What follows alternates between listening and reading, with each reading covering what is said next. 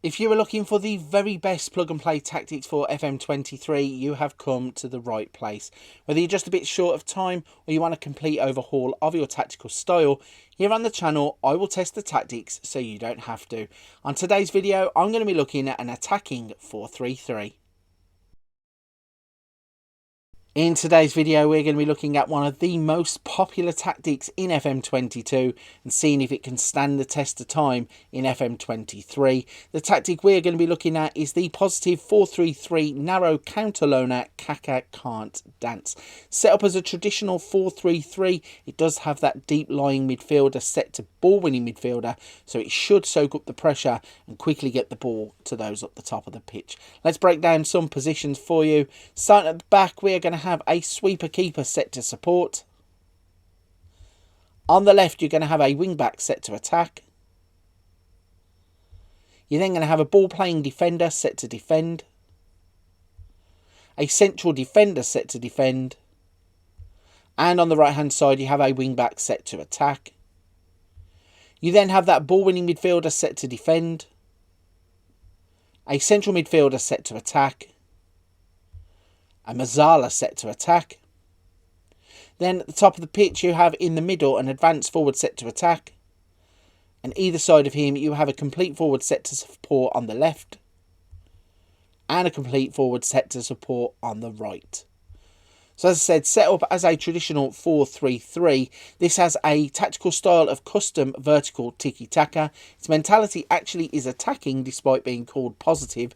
Its in possession will look like this. Its in transition will look like this. Its out of possession will look like this.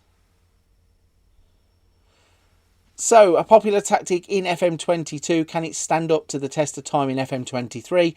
I'm going to put it through a single season sim using Wolves, Spezia and Almeria.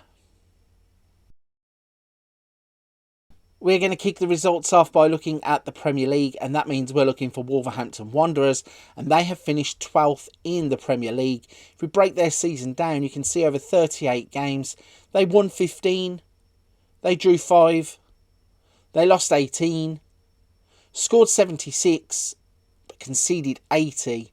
They had a -4 goal difference, and they finished on 50 points. So that left them at 12 points behind Tottenham, who qualified for the Europa Conference League. It left them 13 points behind Aston Villa, who qualified for the Europa League. And it left them much, much further, 26 points off of the Champions League places and a full 37 off of Manchester City, who won the league. If we go to the profile page of the competition, we can see Raul Jimenez managed to score 28 goals. For the average ratings, Matheus Nunes getting 7.23. For assists, we had Matheus Nunes getting 12. For player of the match awards, we had Nunes also with 4. For clean sheets, their goalkeeper doesn't feature. Jose Sarr not there, presumably because of the poor goal difference. Yellow cards, Johnny got 17. Semedo got 14.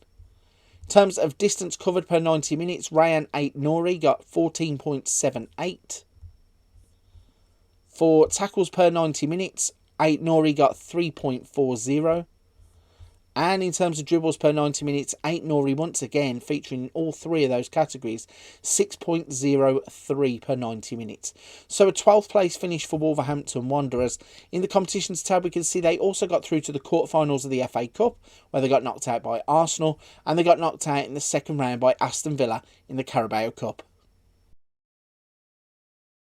Next, we are crossing over to Italy and looking at Serie A, and we are looking for Spezia. We can see that they have finished in 13th place in Serie A. And if we break down their 38-game campaign, we can see that they have won 14 games, drew 8, lost 16, scored 65 goals, conceded 64 goals, leaving them with a 1 goal difference. and they finished on 50 points. Now, that was 18 points behind Lazio, who finished in the Europa Conference League places, 20 points behind Juventus for the Europa League places, and 22 points behind Milan, who were the last team to qualify for the Champions League.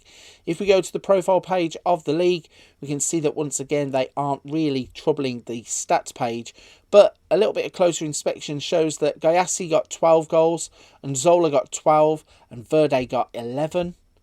If we go to average ratings, Nzola got 7.19, Recca 7.17, and Holm 7.13. In the assists category, Nzola got 9 and Bastoni got 7. For Player of the Match awards, Gayassi got 6. Clean sheets, let's see if the goalkeeper come anywhere. Dragowski got 6 clean sheets. Yellow cards, we have Recca with 17.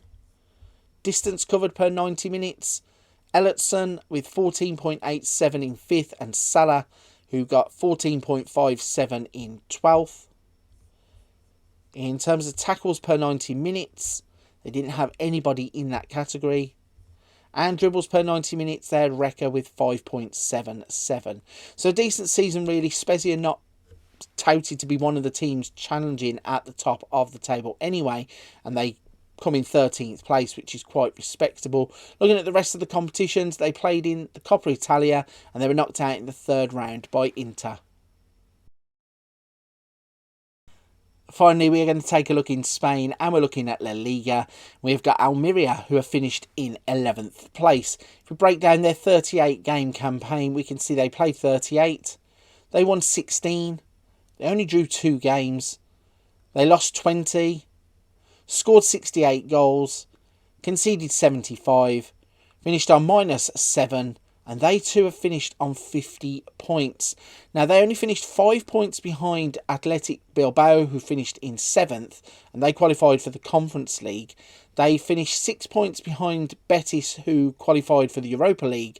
But they did finish 17 points behind Atletico Madrid, and they were 21 points behind Villarreal, who were the last placed Champions League team. If you go into the profile page, you can see that once again, not too many players popping up, so we're going to have to look for the players. Melero got 16 goals, Baptistao got 10 at the bottom. We have got average ratings, Nieto with 7.30. For assists, Pozo got 9, Melero got 8, and Nieto got 6. For Player of the Match awards, we have Melero on 4. For clean sheets, we have Pacheco on 7. For yellow cards, luckily this time not disciplinary issues in La Liga.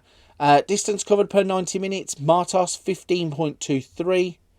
Tackles per 90 minutes, Pozo with 3.59, Akiemi with 3.32. And dribbles per 90 minutes, Pozo 4.91. So, 11th place in the league. Didn't have too many players in the stats. For the competitions, Copa del Rey, they got knocked out in the first round by Gimnastic de Tarragona. So, we've had a team finishing 11th, a team finishing 12th, and a team finishing 13th. Unfortunately, this tactic seems to just produce mid-table results for mid-table teams. Right, if you're with me at this point of the video, firstly, a big thank you. Secondly, if you don't mind hitting that like and subscribe button to help the channel, I really would appreciate it. Watching the channel grow across the past couple of months has been fantastic. I cannot thank you all enough. It's people like yourself who watch the video and interact with it that drive the channel forwards. Before you go, don't forget to check out the rest of the things on the channel. We have other tactic testers, including non-league tactic testing. We have Wonder Kids, Let's Plays, Rebuilds, a little bit of something for everybody on the channel. But for this one, I'm going to end it there. A big thank you for watching. I'll see you on another video soon.